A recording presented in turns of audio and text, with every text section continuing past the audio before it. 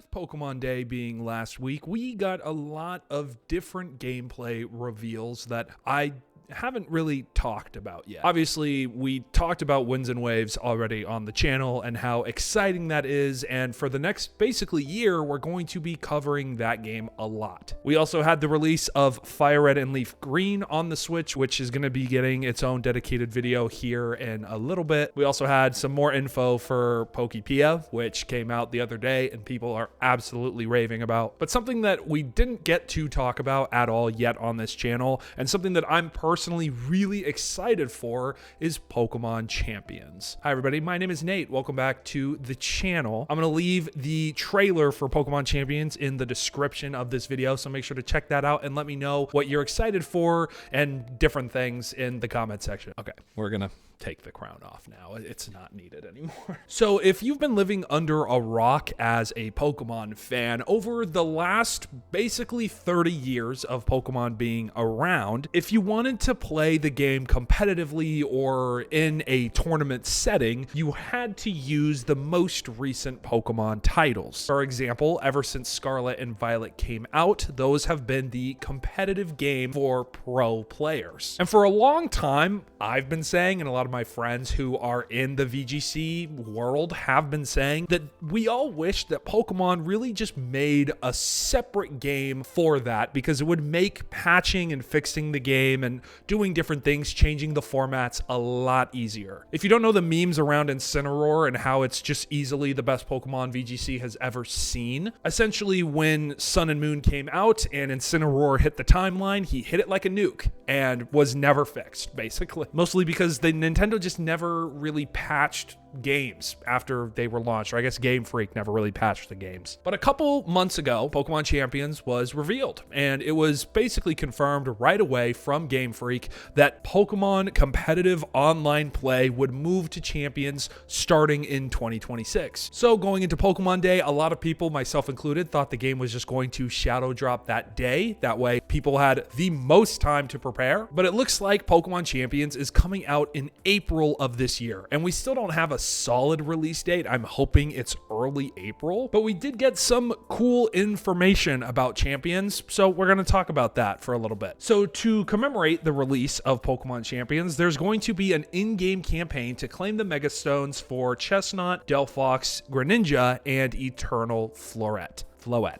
I can never say that fucking Pokemon. You're also going to be able to train the Dragonite, which is Dragonite's Mega Stone. And there's going to be certain Pokemon available at launch that you'll be able to transfer from Pokemon Home into Champions, which I think also confirms that Legend ZA is finally going to have home compatibility in April. I don't know why the hell it's taken them so long to give that game some love there, but only, obviously, Pokemon available in Champions can be transferred over from Pokemon Home, and then any Pokemon that you obtain in Champions actually won't be able to go back into Pokemon Home. I don't think that means that if you take a Pokemon, let's say from ZA, put it in Home, you're not able to take it back out. I think you are. It's just specific Pokemon that you're either gifted or win or whatever in Champions, you won't be able to transfer out. They'll be stuck there in purgatory forever. Recruiting Pokemon means you have to use victory points, aka VP, from a roster of random Pokemon, which is essentially going to be the in-game currency for this game. You're going to be able to build new lineups of Pokemon every 22 hours without using VP. I guess they're trying to make this game as free to play as possible, but obviously it's Nintendo and Pokemon,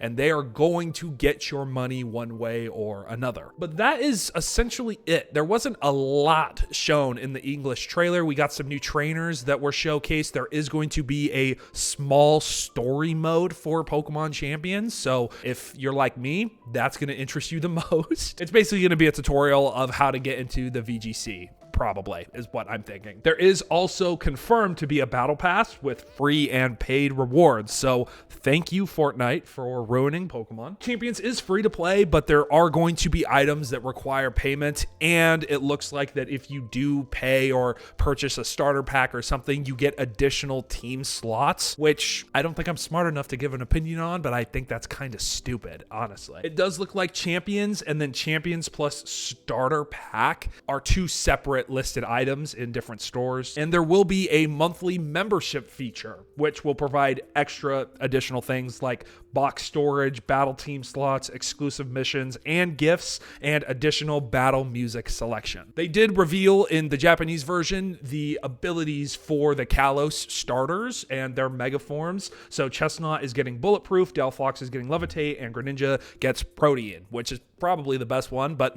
Delphox having Levitate is actually really good, in my opinion. It does mean, though, that Delphox can't get boosted from expanding force, right? I don't know. That's as much knowledge as I have about Pokemon.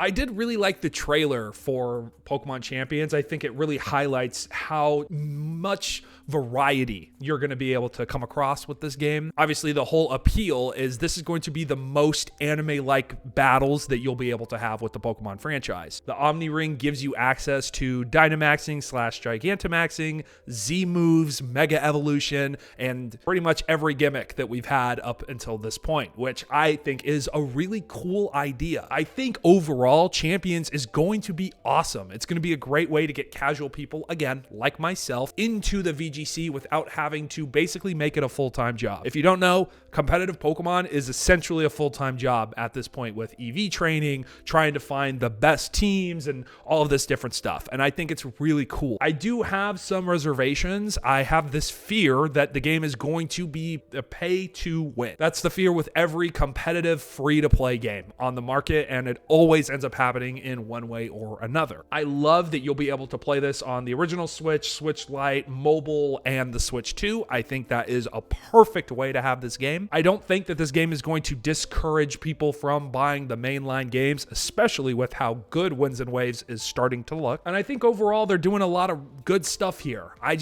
have this innate fear as someone who plays a lot of multiplayer games that are free to play, that there's going to be a ton of microtransactions and just some really icky stuff because it's Nintendo and they tend to be very icky a lot of the time, or at least Game Freak does. I don't know. One of them is icky a lot. I do wish that we got more information, and we will have to see going forward to see if we get anything else. Let me know what you think about Pokemon Champions and some of the news that came out about the game. I think overall I'm excited, and I am going to cover it when it comes out. I'm going to start playing Pokepia probably later this afternoon, so I'm excited for that, I guess. I don't know. It's not my type of game, but everybody is loving it. So this has been Nate, otherwise known as That Trainer Nate, and I'll see you guys in the next video.